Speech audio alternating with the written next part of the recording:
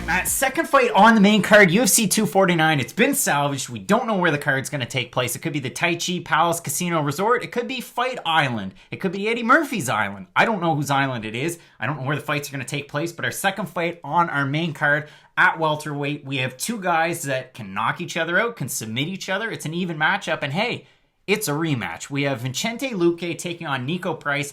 Matt, I know you enjoyed this fight the first time when we got it in 2017. You were very happy with the result because I knew who you were cheering for in that fight. Now, let's take those hats off. You can keep your hat on because we're not going to be cheering for anybody, MMA member, but we're going to look at this fight from a lens of clarity. And listen, for Niko Price, he's 6-3 with 1-0 contest so far in his UFC tenure. The wins are over some names that you might recognize, the George Sullivans, James Vick, Randy Brown, but the losses are to some guys that have been up-and-comers and have really shown flashes of brilliance, and I hate to say it about one of them, but he was cleared of any wrongdoing, Abdulrazak Alhassan, Jeff Neal, and of course Vincente Luque. And for Luque, his losses, he lost to Mike Graves in his UFC debut in 2015. But apart from that, we're talking guys like Leon Edwards and Wonderboy Thompson that have been there and done that at 170 pounds. Listen, this is a really even matchup. In terms of the odds, I know Vincente Luque is a minus 260 favorite. Niko Price coming in at a plus 205. And over on Tapology to 368 votes. 79% going with Luque and 65% predicting a knockout. Matt, all that being said, I think this is a fairly even matchup, but I am certainly edging one of these fighters a little bit more. Walk us through their last fight and what you think about this one. So their last fight was interesting because it wasn't supposed to be matched up in the first place. Niko Price originally had a different opponent, and then on short notice, Vincente Luque stepped up. I believe it was on like less than 2 weeks' notice, so really, really short notice. And when you have a fighter who also really didn't train specifically for that opponent, like how Luque was with Price in that fight, I don't know if Price landed one good shot that whole fight. I mean, Luque just kept on going forward, very technical, threw really good leg kicks too. He fought kind of like Justin Gaethje, where he had the really high Muay Thai guard. He threw a lot of really crippling leg kicks, and then he let his hands go. And it was a really good kind of show. And Niko Price kind of proved this throughout the rest of his career with the other names that you brought up. The really high-level strikers are always going to give him a tough time. Yes, he's a really explosive guy. He's got power that can knock anybody out, but he really relies on that. Okay, I need them to mess up, and then I can, exploit one of their weaknesses. With Luque, it's a lot of, okay, I'm just going to keep on going forward. I know what works for me. I've got really good head and arm chokes. I've got good boxing, good Muay Thai, of course.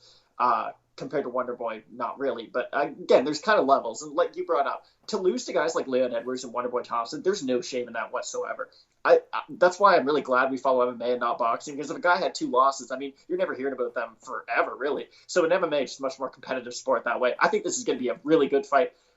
We've said this for a lot of these. We've said this could be fight of the night, that could be fight of the night. No. This really could be, because both guys have enough power to knock each other out, to submit each other. I think it's phenomenal. But when you have a guy who didn't train for specifically his opponent in the last time these guys fought, now he has a full training camp, if you will.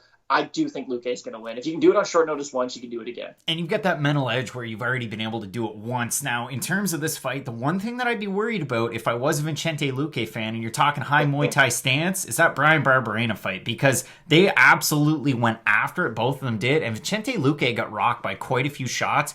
And then you look back at the Wonderboy fight, was it too soon? I don't know, because the thing with Luque was, for the longest time, should he be ranked? Yes. Should he be fighting higher competition? Yes. It's just that those fights didn't materialize. And for Niko Price, it's a little bit of the same. And again, we're talking overall records, 10-3 for Luque versus 6-3 with the 1-0 contest, because listen, way back when, you couldn't even get close to the weed, but still, that realistically, he won that fight, and it was a second round TKO victory, or it was at the end of the round, what have you. Exactly. Now, we're looking at this fight, the rematch, rather, between Luque and Price. And I know we're both going to shade Vincente Luque here. We're going to go with Vincente Luque, I should say. But with Niko Price, and you mentioned it, he's such a weird fighter. And it's not just in his stand-up, it's in his ground game. And you've seen it. The Randy Brown fight, the backwards hammer fist, the fight against James Vick with the up kick. It's just some of those things that I've seen this before, and it was a thing that Lyoto Machida talked about before. And if you watch, it's a video that the UFC put out in 2013 about Lyoto Machida's signature moves. And he talks about it where he had the jumping punch when you're going into somebody's guard. And he says it in the video. It's something I never trained for before, but in a fight setting, I had to do it. So he steps back, he comes in on the counter, and as his opponent falls, he jumps in and hits him. It's one of those things that you can't train for. Maybe if you're Dan Henderson, you can.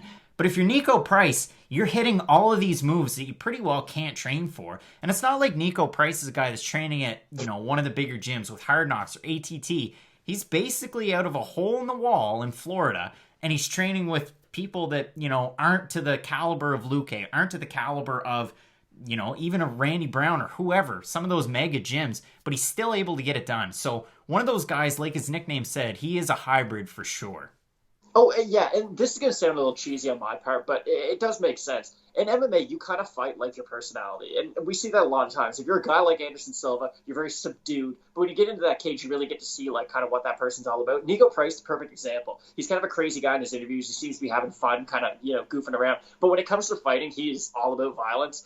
And again, this fight I'm very, very excited for. I'm kind of surprised this is on the main card and Rosenstruck and Ngannou isn't for some reason, but no, I think this is a phenomenal fight. Really good matchmaking again, kind of a weird rematch, but again, I don't want to get the UFC credit, but to put together an event that is this stacked of a card on 2 weeks' notice is kind of impressive. So not really a single bad fight on this whole card. Both of us going with Vincente Luque. You're not going to want to miss the rest of our predictions for UFC 249. 2 minutes for the prelims, 2 minutes for the main card, 5 minutes for our main event for the interim UFC lightweight championship between Justin Gaethje and Tony Ferguson. And as we always say, Matt, with Fight Night picks, let's get into it.